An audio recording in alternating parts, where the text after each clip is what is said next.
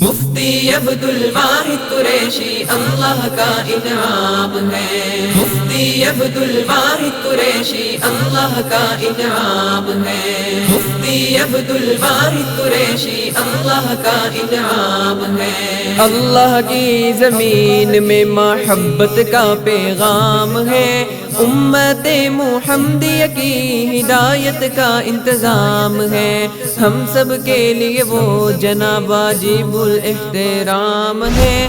مفتی عبدالواحد قریشی اللہ کا انعام ہے، مفتی عبدالواحد قریشی اللہ کا انعام ہے۔ ہر دل کو جو بھاتے ہیں وہ صاحب کمال ہے، کوئی نہیں ہے آپ کی جیسا، اپنی آپ مثال ہے۔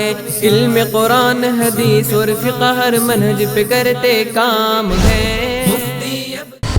نحمده ونصلي ونسلم على رسوله الكريم أما بعد قال الله تبارك وتعالى فانكحوا ما طاب لكم من النساء عن أم المؤمنين عائشة الصديقة رضي الله تعالى عنها قالت قال رسول الله صلى الله عليه وسلم إن أعظم النكاح بركة أيسره مؤونة رواه الإمام الهمام الأحمد في مسنده صدق الله العظيم وبلغنا رسوله النبي الأمي الكريم ونحن على ذلك لمن الشاهدين والشاكرين والحمد لله رب العالمين۔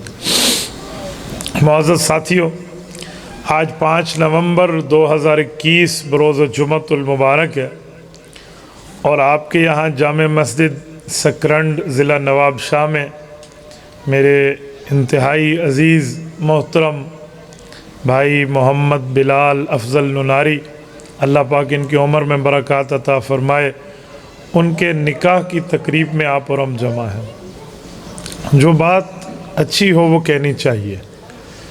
مجھ سے بھائی بلال کا تعلق اتنا پرانا نہیں ہے لیکن گہرا ضرور ہے۔ آج سے تقریباً شاید 1.5 سال پہلے ان حضرات سے میری ملاقات ہے۔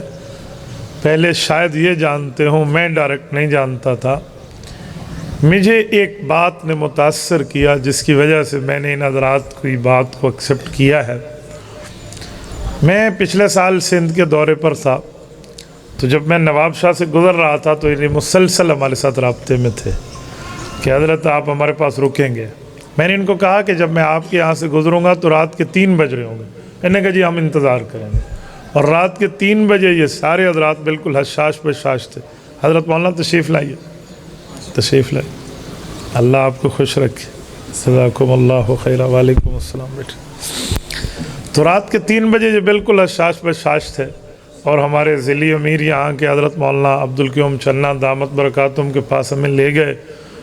وہاں میں نے ان لوگوں کے چہروں پر دیکھا کہ ان کے چہروں پر ناگواری نہیں تھی کہ رات کے 3 بجے ملاقات کا وقت دیا ہے، تو مجھے سمجھ آیا کہ بچوں کے دل میں طلب موجود ہے۔ تو یہ ہماری دوستی کی بنیاد ہے، اللہ پاک ان کو خوش و خرم رکھے۔ اب دیکھیں آج اس کا نکاح ہے، اور یہ مسلسل پچھلے 3-4 دن سے میرے ساتھ اندرون سندھ کے سفر پر ہے۔ ایسا بہت کم ہے کہ بندے کا اپنا نکاح ہو اور وہ بالکل سفروں پر اور موقع پر پہنچے۔ تو یہ وہ چیزیں ہوتی ہیں جو کہنا نہیں پڑتا، پھر دل سے دعائیں نکلتی ہیں۔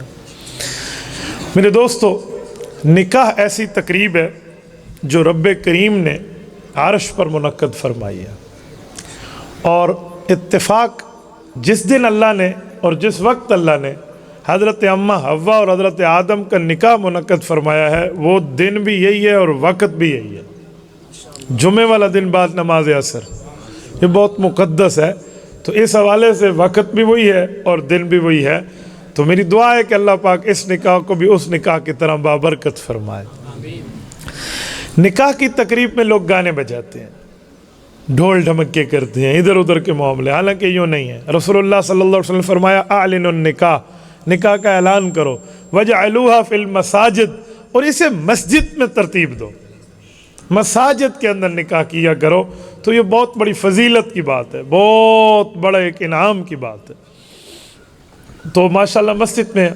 اور اس کے ساتھ میں ایک بات مزید یہ بھی کروں، حدیث پاک میں ہے، حضرت عبداللہ ابن عباس رضی اللہ تعالیٰ عنہ ارشاد فرماتے ہیں کہ میرے پاک پیغمبر نے فرمایا لم تر للمتحابین مثل النکاح، مشکات جلد 2 کتاب النکاح کی روایت ہے۔ فرمایا رسول پاک نے کہ جو نکاح کی محبت ہے ایسی محبت کہیں نہیں پائی جاتی، اور یہ حقیقت ہے۔ آج کل لوگ جھوٹی محبتوں کے دم بھرتے ہیں، وہ صرف ہوس پرستی ہے، وہ صرف حصول جسم ہے، وہ اور کچھ بھی نہیں ہے۔ محبت جو ہے وہ اصل میں نکاح ہے، اور یہ بات یاد رکھیں کہ نکاح بنیاد ہے محبت کی۔ اگر کسی سے محبت آپ کے دل میں آ گئی ہے نا اتفاقاً، تو اس سے نکاح کر لیں، اور نکاح نہیں ہے تو پھر یہ رابطہ ہمیشہ کے لیے ختم کر دیں۔ میں سوشل میڈیا کے ذریعے اپنی بہنوں کو کہنا چاہ رہا ہوں جو خواتین ہماری گفتگو سنتی ہیں اور ہم سے متعلق اور ریلیٹڈ ہیں، کہ میری بہن کوئی لڑکا آپ کو کتنا اچھا نہ کہے، کتنی آپ کے ساتھ اچھائی کا دم بھرے، اور کیا سے کیا آپ کو آفر کرے، تو ایک ہی جواب انہیں دیا کرو کہ اگر تم میرے ساتھ محبت میں اتنے مخلص ہو، نکاح تو کر لے، میں اپنے آپ کو حوالے تیرے لیے کر لوں گی، فائنل ہو جائے گی بات۔ لیکن میں حیران ہوں، آج نکاحوں کو مشکل کر دیا گیا۔ جب نکاح پر لاکھوں خرچ آئیں گے اور گناہ پر 500 روپے پر نائٹ کا خرچہ ہوگا، تو آپ مجھے بتائیں لوگ زنا کریں گے یا نکاح کریں گے؟ تو ہمیں نکاح کو آسان کرنا چاہیے، اور پھر نکاح میں رسالت مآب صلی اللہ علیہ وسلم کے نکاح کے معاملات کو دیکھنا چاہیے۔ اللہ کے رسول صلی اللہ علیہ وسلم نے جو نکاح پڑھے اور پڑھائے ہیں، اس سے ایک بات ہمیں سمجھ آتی ہے کہ رسالت مآب نے نکاح کو عام فرمایا، اور یہ بات یاد رکھیں، جب نکاح عام ہوتا ہے پھر شیطان کی کمر ٹوٹ جاتی ہے۔ ہمیں شیطان کی کمر بھی توڑنی چاہیے، اور نکاح کے ذریعے شیطان رونا شروع کر دیتا ہے کہ اس بندے نے تو اپنے ایمان کو آج مجھ سے بچا لیا، یہ تو گیا مجھ سے۔ اسے اللہ کے رسول نے فرمایا نکاح کرنے والا آدمی آدھے ایمان کو بچا لیتا ہے، باقی آدھے کی فکر کرے۔ کیا مطلب؟ شرمگاہ گناہ سے بچ گئی تو زبان کو گناہوں سے محفوظ کرنے کا معاملہ لے کر آئے۔ میرے دوستو، میں ایک بات مزید آپ کو سمجھانے کے لیے عرض کرتا ہوں۔ نکاح کا معاملہ ایسے ہے کہ حضرت اماں جان عائشہ رضی اللہ عنہا ارشاد فرماتی ہیں کہ میرے پاک پیغمبر صلی اللہ علیہ وسلم نے فرمایا، جو میں نے حدیث پاک خطبے میں پڑھی ہے، مشکات جلد 2 کی روایت ہے، کتاب النکاح کی، فرمایا ان اعظم النکاح برکتا ایسرہ مؤونہ، اگر چاہتے ہو تمہارے نکاح بابرکت ہو تو اس کا خرچہ کم سے کم رکھا کرو۔ نکاح پر لوگ بینڈ باجے اور ادھر ادھر کے معاملات چلاتے ہیں، نکاح پر اللہ کو راضی کرنے نہیں رکھتے۔ اصل اللہ کو راضی رکھنا، اصل اللہ کو راضی رکھنا، جب اللہ راضی ہو جائے گا تو پھر سب کچھ ٹھیک ہے۔ اور میرے دوستو، میں ایک بات مزید کہتا ہوں، نکاح کے حوالے سے یہ بات ذہن میں رکھیں کہ جو نکاح ہے یہ ایسا بابرکت تعلق ہے، ایسا پیارا تعلق ہے جس سے نسل اور قوم اور نسب محفوظ ہو جاتے ہیں، ورنہ نکاح میں معاملات طے نہ کر دیے جائیں اور کھلے عام یوں منہ ماری کی اور منہ کالے کی اجازت دے دی جائے تو پھر جیسے جانور کا نسب محفوظ نہیں ہے ویسے انسانوں کی نسل بھی غیر محفوظ ہو جائے گی۔ اور نکاح کے لیے رب العزت نے پوری ترتیب دی ہے۔ یہ جو جوڑے ہیں نا یہ آسمان پہ بنتے ہیں، جوڑوں سے مراد یہ سوٹ نہیں، یہ تو درزی کے یہاں بنتے ہیں۔ جوڑے سے مراد یہ جو ہے نا کپل، یہ جو 2 افراد کا جوڑ ہے نکاح کے معاملے میں، یہ آسمانوں پہ بنتے ہیں، اللہ نے طے کیا ہوا ہے۔ اور پھر یہ بات ذہن میں رکھیں کہ بیوی خاوند کے لیے بوجھ نہیں ہے، خاوند کے لیے بطور نعمت خداوندی ہے۔ فَبِأَيِّ آلَاءِ رَبِّكُمَا تُكَذِّبَانِ میں ایک شکریہ بیوی کا بھی موجود ہے۔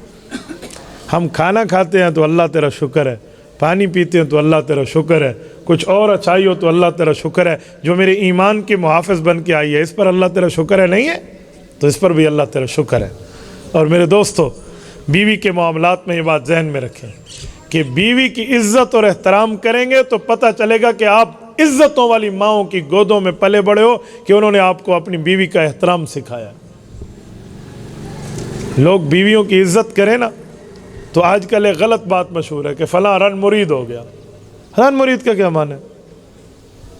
بیوی کی عزت کرنا رن مریدی ہے؟ تو قرآن کہتے ہیں عاشروہن بالمعروف، بیویوں کے ساتھ اچھائی کے ساتھ رہو، تو قرآن یہی درس دے رہا ہے ہمیں۔ یہ ایک عجیب منظر ہم نے خود بنا لیا ہے، ورنہ شریعت اسلامیہ کا یہ مطلب نہیں ہے۔ بیویوں سے حسن سلوک، محبت، پیار، اچھائی، تعلق، یگانگت، مسرت کی بات تو حضور پاک علیہ الصلوۃ والسلام کی سیرت طیبہ کرتی ہے۔ آپ مجھے ایک واقعہ دکھا دیں کہ رسالت میں آپ نے اپنی کسی بیوی کی پٹائی کی ہو، کسی بیوی پر ہاتھ اٹھایا ہو، کسی بیوی کو مارا ہو، آپ دکھا دیں، میں آپ کے ہاتھ چوم لوں گا۔ جب یہ نہیں ہے تو بیوی کے ساتھ حسن سلوک کی ترتیب تو ہمیں سب سے افضل گھرانے سے مل رہی ہے۔ آج لوگ بیوی کو پاؤں کی جوتی سمجھتے ہیں، انا للہ و انا الیہ راجعون۔ ایسا نہیں ہوتا، یہ بات یاد رکھیں۔ آپ نے بیوی کے ساتھ ظلم کیا تو اللہ نہ کرے پھر کل آپ کے دل کو بھی دکھایا جائے گا، پھر آپ اپنے داماد کو، اپنی بیٹی کے لیے حق کی بات کیسے کریں گے؟ اور یہ بات ذہن میں رکھو میرے دوستو، بیوی پاؤں کی جوتی نہیں ہوتی، بیوی بندے کی عزت ہوتی ہے، اور عزت کو عزت کے معاملات سے دیکھا جاتا ہے، ظلم کے معاملات پہ نہیں۔ میں ایک بات کرتا ہوں کہ جو بندہ اپنی گرل فرینڈ کے ساتھ، اپنی دوست اور سہیلی کے ساتھ چیٹنگ کرتا ہے، اس پر اللہ کی لعنت ہے، لیکن یہی گپ شپ اپنی بیوی سے کرے تو اللہ کی رحمت آتی ہے۔ آج ہم حلال جگہ نہیں آتے، حرام جگہ منہ مارنے پہ لوگ خوش ہیں، اور کہیں بتائیں نا کہ بیوی کے ساتھ اچھا ہے تو رن مریدی کا تانا، اور بتاؤ اس کی 4 سہیلیاں تو واہ واہ کیا بات ہے، حالانکہ لاکھ لعنت ہونی چاہیے اس تعلق پر جو یہ حرام کا کر رہا ہے۔ ہم اس معاشرے میں غلط جگہ موجود ہیں، اور نکاح ایسی مبارک تقریب ہے، ایسی بابرکت تقریب ہے کہ حضور علیہ السلام اس کے خود مشورے دیتے تھے۔ حضرت ابو ہریرہ رضی اللہ عنہ کی شادی تھی تو حضور پاک نے فرمایا، ابو ہریرہ تنکح المرأۃ لأربع، 4 وجہ سے لوگ شادی کرتے ہیں، لمالہا، لحسبہا، لجمالہا، لدینہا، یا مال کو دیکھ کر، حسن کو دیکھ کر، قومیت کو دیکھ کر، یا اس کے دین کو دیکھ کر۔ تو حضرت ابو ہریرہ نے آنکھوں میں اللہ کے رسول سے پوچھا کہ میرے لیے کیا ارشاد فرما رہے ہیں آپ؟ تو حضور نے فرمایا، فظفر بذات الدین، پہلے دین کو چن اور پھر کامیاب ہو جا۔ پتہ چلا حسن، قوم، قبیلہ، نسب، مال بعد میں، پہلے جو ہے وہ دین ہے۔ ہمارے ہاں ایک جگہ رشتہ ریجیکٹ ہوا تو دونوں فریق مجھ سے فیصلہ کرانے آئے، تو میں نے جب باتیں سنی تو وہ مجھے ریجیکٹ کرنے والا جو نہیں مان رہا تھا رشتہ، وہ بتا رہا تھا کہ میری بیوی کہتی ہے ان بچیوں میں ہے کیا، ہے تو صرف نماز، روزہ اور پردہ، ان میں اور کیا ہے، اس وجہ سے پر ریجیکٹ کر دیا۔ تو میں نے کہا تمہیں بہو میں کیا چاہیے، سینما چلائے تمہاری بہو، اور کیا چاہیے؟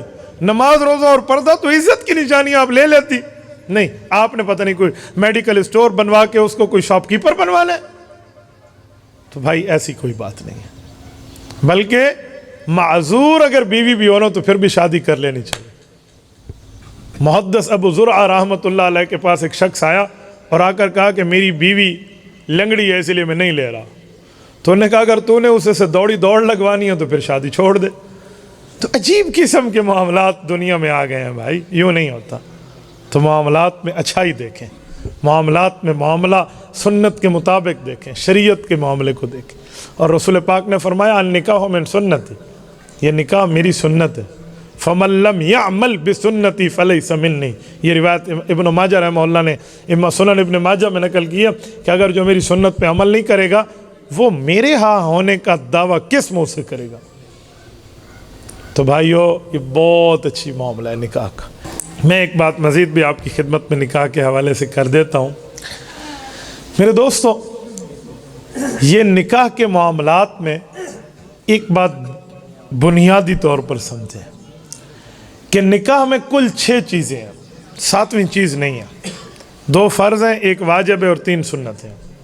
فرض کے بغیر نکاح نہیں ہوتا، واجب کے بغیر ہو جاتا ہے لیکن اسے مقرر کرنا ضروری رہتا ہے، اور سنتوں کے بغیر ہو جائے گا لیکن ثواب کم ہو جائے گا۔ جو فرض ہیں وہ پہلا فرض ہے ایجاب و قبول، آفر اور ایکسیپٹ، بچی کا رشتہ دینا اور وصول کرنا، اس کے بغیر نکاح نہیں ہوتا۔ یہ جو آج کل چیٹنگ پہ میں تجھے قبول جی تو مجھے قبول، اس سے کوئی نکاح نہیں ہے، عین زنا ہے۔ دوسری چیز، کم از کم 2 مسلمان گواہ ہوں، ورنہ تو مجمع بھی گواہ بن سکتا ہے، کم از کم 2 مسلمان۔ گناہ اور نکاح میں یہی تو فرق ہے کہ وہاں یہ معاملہ ہے۔ اچھا، اور تیسری چیز حق مہر ہے، یہ واجب ہے، ایک ہی واجب ہے، حق مہر۔ حق مہر ایسا واجب ہے کہ حق مہر دینا پڑتا ہے، خالی ارادہ نہیں کرنا پڑتا۔ یہ کہتے ارادہ کر لو، ارادہ کر لو، ارادوں سے حق مہر ادا نہیں ہوتے، دینے سے ادا ہوتے ہیں۔ یہ میں کیوں کہہ رہا ہوں میں نے بڑی بڑی جگہ اس میں غفلت دیکھی ہے۔ ایک گھر میں ہم بیٹھے تھے، میں نے نکاح کا مسئلہ بتایا تو سفید ریش بزرگ تھے، ان کے پوتے اور نواسے ہیں، تو مجھے کہنے لگے مولانا سچی مچی پر دینا پڑتا ہے یا ایسے کاغذی کارروائی ہوتی ہے؟ تو میں نے سمجھا مذاق کر رہے ہیں۔ میں نے کہا بھائی قرآن کریم میں ہے، سورۃ احزاب میں ہے، پارہ نمبر 22 میں ہے، رب کائنات نے فرمایا قد علمنا ما فرضنا علیہم فی ازواجہم، ہم نے مقرر کیا تو اللہ کا مقرر کر دو تو دینا پڑتا ہے۔ حدیث پاک میں لا مہر لاقل من 10 دراہم، حضرت جابر فرماتے ہیں کم از کم حضور پاک کے دور کے 10 درہم حق مہر ہو، موجودہ پاکستانی ریٹ تو 5000 سے اوپر بنتا ہے۔ تو کہتے اچھا، اور اگر معاف کر دیں تو؟ میں نے کہا ایسے آسانی سے معاف والی معاف نہیں ہے۔ معاف کا مطلب ہے کہ جو بیوی کو آپ نے لکھ دیا ہے نا، وہ تمام کا تمام حق مہر اٹھائیں، بیوی کے جا کر گود میں رکھ دیں، اسے کہو یہ تیرا ہے، اللہ رسول کی طرف سے تیرا ہے، تو واپس کر، تیری مرضی، کسی کو دے دے تیری مرضی، آگ لگا دے تیری مرضی، کھا جا تیری مرضی، ہم نہیں پوچھ سکتے، یہ تیرا حق ہے۔ ہاں وہ پھر واپس کر دے تو پھر واپس ہوتا ہے۔ تو مجھے کہنے لگا مولوی صاحب آپ عقل مند بندے ہیں، یوں کروں گا تو وہ واپس دے گی مجھے؟ تو میں نے کہا جی نہیں دے گی تو پھر تو کیوں اسے معاف کرانے کے چکر میں؟ علماء بیٹھے آپ ان سے پوچھ لیں۔ رب کریم فرماتے ہیں من بعد وصیت یوصی بہا او دین، وراثت بعد میں تقسیم ہوگی، بندے کے پہلے اقمار نکالا جائے گا۔ اگر بندہ مر گیا تو اقمار اس طرح لازم رہتا ہے، اور ہمارے والے صرف کہنے کے لگتے ہیں۔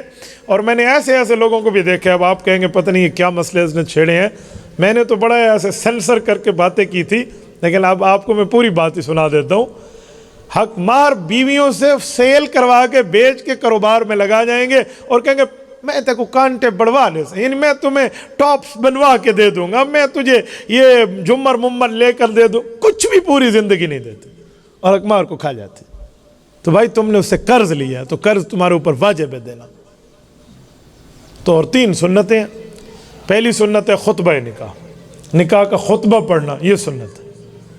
دوسرا ہے رسول پاک علیہ السلام کے پاس چھوارے ہوتے تو آپ علیہ السلام ایسے پیار سے لوگوں کے اوپر ڈال دیتے، یوں نہ پھینکیں کہ دوسرے کے آنکھ میں لگے، چہرے پہ لگے، یوں نہیں، پیار سے لوگوں پر۔ اور تیسری سنت ہے دعوت ولیمہ۔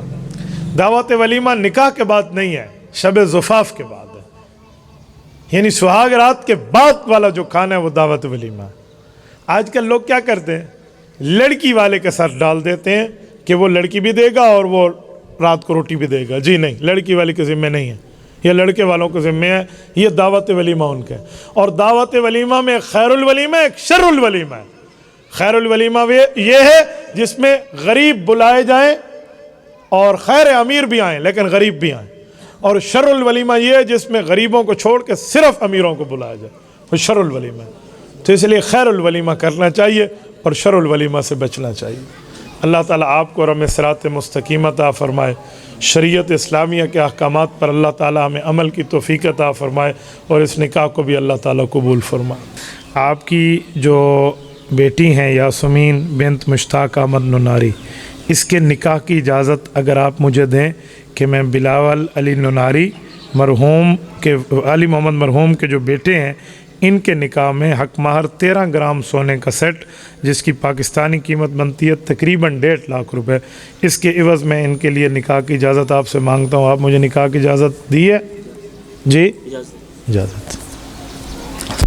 الحمد لله نحمده ونستعينه ونستغفره ونعوذ بالله من شرور أنفسنا ومن سيئات أعمالنا، من يهده الله فلا مضل له ومن يضلله فلا هادي له، وأشهد أن لا إله إلا الله وأشهد أن محمدا عبده ورسوله۔ قال الله تبارك وتعالى فانكحوا ما طاب لكم من النساء مثنى وثلاث ورباع، عن عبد الله ابن مغفل رضی اللہ تعالی عنہ قال قال رسول اللہ صلی اللہ علیہ وسلم یا معشر الشباب علیکم بالابکار فإنہن اعذب افواہا وانتق ارحاما وارضا بالیسیر۔ عن ابن مسعود رضی اللہ تعالی عنہما قال قال رسول اللہ صلی اللہ علیہ وسلم من استطاع منکم الباءة فلیتزوج فإنہ اغض للبصر واحسن للفرج۔ عن ابی ہریرہ رضی اللہ تعالی عنہ قال قال رسول اللہ صلی اللہ علیہ وسلم تنكح المرأة لأربع لمالها لحسبها لجمالها لدينها فاظفر بذات الدين تربت يداك يا أبا هريرة أو كما قال عليه الصلاة والسلام. عن أم المؤمنين عائشة الصديقة رضي الله تعالى عنها قالت قال رسول الله صلى الله عليه وسلم إن أعظم النكاح بركة أيسره مؤونة. عن ابن عباس رضي الله تعالى عنهما قال قال رسول الله صلى الله عليه وسلم لم ترى للمتحابين مثل النكاح.